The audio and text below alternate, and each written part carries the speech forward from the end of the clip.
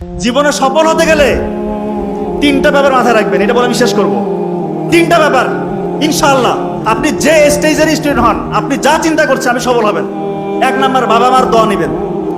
মা যদি বেঁচে থাকে মায়ের পায়ের নিচে বসে থাকেন, কান্নাকাটি করেন। মারা অনেক সময় বয়স হয়ে যাওয়ার কারণে একটু উল্টাপাল্টা বলতে পারে, এটা মনে কিছু নেওয়া যাবে না। মা তো বলতে পারে, পার ধরে তাকে মাপ চান, ক্ষমা চান, মায়ের দোয়া নেন, জীবন বদলে যাবে। কোথায় যাবেন আপনি চিন্তা করতে পারবেন না। বাবা বেঁচে থাকলে বাবার দোয়াটা নেন। দুই নাম্বার হচ্ছে অধ্যাবসায় লাগবে, অধ্যাবসায়টা লাগবে এবং কিভাবে পড়তে হবে সেটা আমি বলেছি, সিস্টেমটা আমি বলেছি। নাম্বার 3, গোপন গুনাহ ছেড়ে দিতে হবে, গোপন ইবাদত করতে হবে। গোপন গুনায় যারা লিপ্ত, এই যে একটু আগে চমৎকার আলোচনা করেছে যে পর্নোগ্রাফি ইন্ডাস্ট্রি মুসলিম যুবকদেরকে ধ্বংস করার জন্য একটা হাতিয়ার।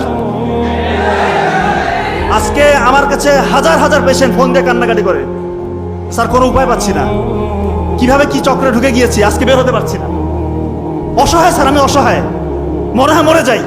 এমনও চিন্তার বিকৃতি হয় যে তাদের এখন অপোজিট সেক্সের প্রতি আর আগ্রহ থাকে না, হোমোসেক্সুয়ালের টেন্ডেন্সি চলে আসছে পর্নোগ্রাফি দেখে দেখি।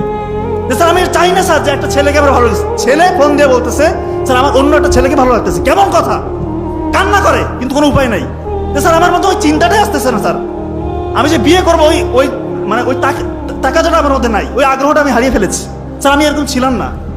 এই জন্য দয়া করে কেউ যদি এর আশেপাশে থাকেন, দূরে থাকেন ভাই, ধ্বংস হয়ে যাবে। এমন গোপন গুনাহ এটা, এমন ভয়ঙ্কর ভয়ঙ্কর রোগ আপনার হবে যেটা বংশে আপনার হয় নাই কারণ, এবং এমন রোগ আল্লাহ মাফ করে হতে পারে যেটা কাউকে শেয়ারও করতে পারবেন না।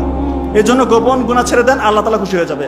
আল্লাহকে রাজি খুশির জন্য গোপন গুনাহ ছেড়ে গোপন ইবাদত করেন, তাহাজ্জুদের সালাত আদায় করেন। যে স্বপ্ন আপনি দেখবেন সে স্বপ্ন ইনশাআল্লাহ বাঁচেন। আমাদের ব্রেইনের একটা সিস্টেম আছে, আমরা জানিয়ে ভাবি, জানিয়ে চিন্তা করি, ব্রেইনের মধ্যে তখন রেটিকুলার অ্যাক্টিভেটিং সিস্টেম চালু হয়ে যায়, RAS বলে। জানিয়ে চিন্তা করবেন, জানিয়ে ভাববেন, ব্রেইন তখন আপনাকে ওইভাবে পরিচালিত করবে। আর আল্লাহর সাথে কানেকশন আপনার আছেই। তার মানে এখন যারা চিন্তা করছেন যে আমি বড় ডাক্তার হব বা ইঞ্জিনিয়ার হব, বড় সায়েন্টিস্ট হব, ইসলামের বড় দিনের দায়ী হব, আলেম হব, ইসলামকে নিয়ে চিন্তা করেন। 700 শতাব্দীর দিকে ইসলাম কোথায় ছিল? এমন বিস্তৃত সাম্রাজ্য তারা দখল করেছিল, ওই সময় পর্যন্ত কারো অধীনে এত বড় রাজ্য ছিল না। অত শুরু হয়েছিল কোথায় থেকে? একটা সামান্য একটা গোত্র, একটা উপজাতি ছিল তারা। নবী করিম সাল্লাল্লাহু আলাইহি ওয়াসাল্লামের বদৌলতে তারা গোটা বিশ্ব দখল করেছিল। তো আপনাদের মধ্যে এখন ওই চিন্তাটা জাগ্রত করতে হবে যে হ্যাঁ আমি পারবো।